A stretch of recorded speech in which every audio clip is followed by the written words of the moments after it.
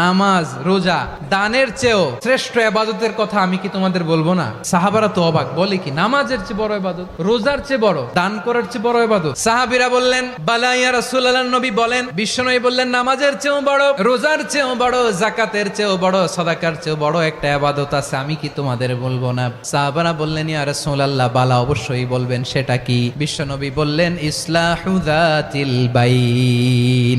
দুইজন যখন ঝগড়া লেগেছে, তোমার দুই ভাই যখন ঝগড়া লেগেছে, এই দুইজনের মধ্যে বিরোধ মিটিয়ে মীমাংসা করে দেয়া হচ্ছে সবচাইতে সেরা কাজ। দুইজন ঝগড়া লাগছে, ইসলাহু যাতিল বাইন, দুইজনের মধ্যে মিলিয়ে দেয়া, এটা নামাজ, রোজা, সাদাকার চেয়ে বেশি সওয়াব। ঝগড়া লাগলে মজা নিও না, ওয়াত্তাকুল্লাহ, আল্লাহরে ভয় করো, ফাসলিহু যাতা বাইনিকুম, মিলিয়ে দিও। যদি ভাইয়ে ভাইয়ে বিরোধ হয়, মজা নিও না, হাত থাকতে মুখে কি এমন মন্তব্য করো না, আরো লাগিয়ে দিতে যেও না, মিলিয়ে দাও, শান্তি সমঝোতা করে দাও, কারণ তোমরা সবাই হলে দিনী ভাই। আমরা কি দিনী ভাই? মিলিয়ে দিবেন। দুইজন ঝগড়া লাগলে মিলিয়ে দিলে যে কত সওয়াব, এটা আমরা অনেকে জানি না।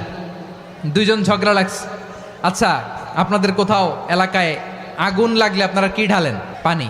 অনেকে ওই জায়গায় তেল ঢালে, এরকম ডাকাইত আছে না নাই?